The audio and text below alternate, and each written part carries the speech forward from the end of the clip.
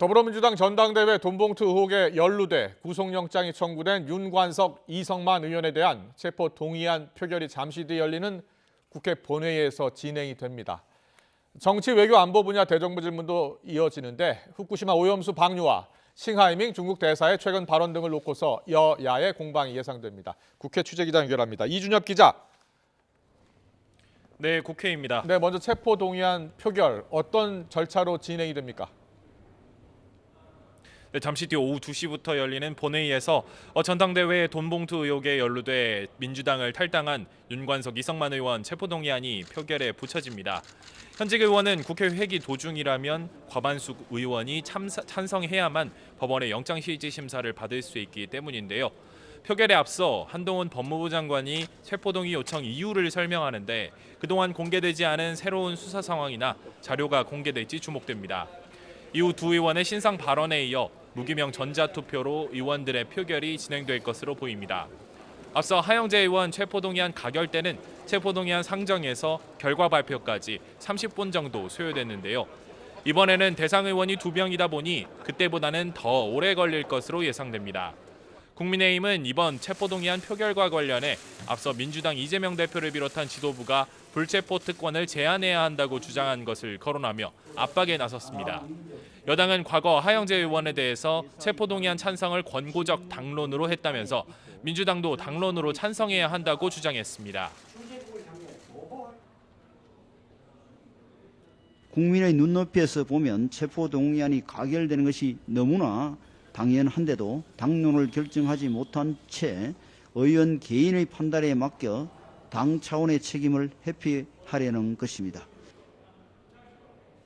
하지만 민주당은 당론 없이 자율투표에 맡긴다는 방침이라 의원들은 각자 표결 방향을 두고 고심하는 분위기입니다.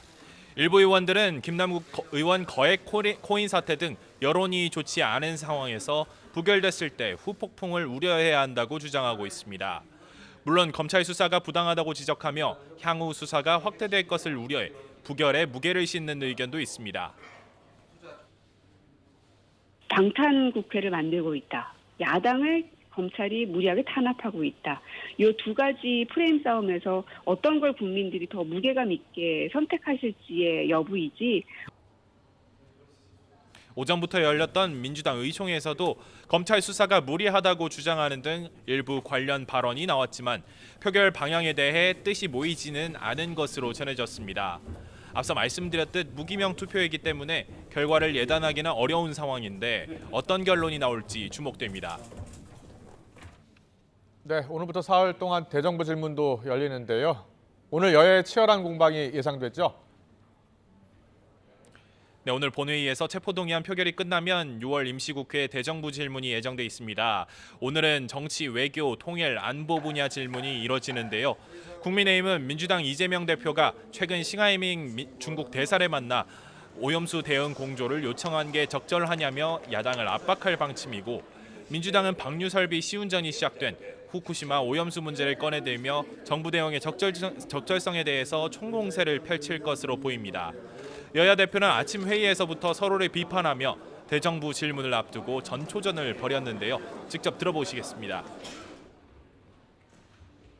싱하이밍 대사의 과거 은행 논란을 모르지 않을 이재명 대표가 중국 대사에게 우리나라 국내 정치에 관여하라고 멍석을 깔아준 행동은 그냥 넘어갈 수 없는 결정적 실책입니다. 희한하게도 오직 가장 큰 피해를 입는 대한민국의 윤석열 정부만이 오염수 방류를 침묵으로 사실상 용인하고 있습니다. 여당은 대정부 질문에서 윤석열 대통령의 외교 성과를 부각하기 위해 힘을 기울일 예정인데요. 특히 중국에 굴종 외교를 했고 대북 정책에서 한반도 운전자론도 성과가 없었다면서 문재인 정부 시절 외교 정책을 전방위로 비판할 것으로 전망됩니다. 반면 민주당은 정부가 친미, 친일, 일변도 외교 정책을 벌이고 있다며 미국과 유럽처럼 대중 외교 방향을 더 유연하게 전환할 것을 촉구할 계획입니다.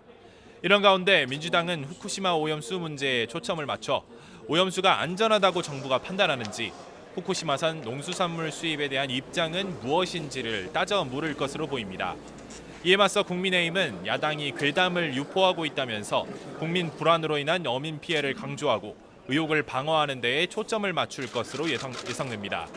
이 밖에 국회에서는 선관위 특혜 채용 의혹과 이동관 특보 아들의 학폭 의혹, 야간 집회 제한 등 다른 쟁점 현안에 대해서도 갑론을박이 오갈 것으로 관측됩니다. 민주당 내부 상황 알아보겠습니다. 오늘 의원총회가 열렸는데요. 어떤 이야기들이 오갔습니까? 조금 전 오전 10시부터 2시간 반 가까이 의원총회가 진행됐는데요. 앞서 지난달 주요 당직과 상임위원장을 동시에 맡는 것 등을 두고 당내에서 논란이 불거진 상임위원장 선출과 관련해 새로운 기준이 재정립됐습니다. 당 내부의 문제이고 국민 삶에 직접 영향을 미치지 않기 때문에 서둘러 논의의 종지부를 찍어야 한다는 의견이 많았기 때문입니다. 의총에서는 당대표나 원내대표, 최고위원 등 전현직 주요 당직자와 장관 이상 고위 정무직 경험이 있는 경우 기존 국회 관례대로 상임위원장을 맡지 않기로 뜻이 모였습니다. 민주당은 이 원칙에 따라 모레쯤 민주당목 상임위원장을 뽑을 계획인데요. 앞서 최고위원직과 행안위원장을 동시에 맡게 돼 논란이 불거진 정청래 의원은 의총을 마치고 이번엔 물론 앞으로 상임위원장을 맡지 않겠다고 밝혔습니다. 제가 다시 상임위원장을 맡을 일은 없을 것입니다. 선당우사하겠습니다. 또 오늘 의총에서는 앞으로 구성될 혁신위원장 기능과 역할에 대해서 비판의 목소리가 나온 것으로 전해졌는데요. 비명계 의원들은 혁신 논의가 대의원제 폐지 쪽으로 흐르는 것을 우려하며 이재명 대표 체제에 대한 비판적인 평가가 우선돼야 한다는 의견을 제시한 것으로 알려졌습니다. 지금까지 국회에서 전해드렸습니다.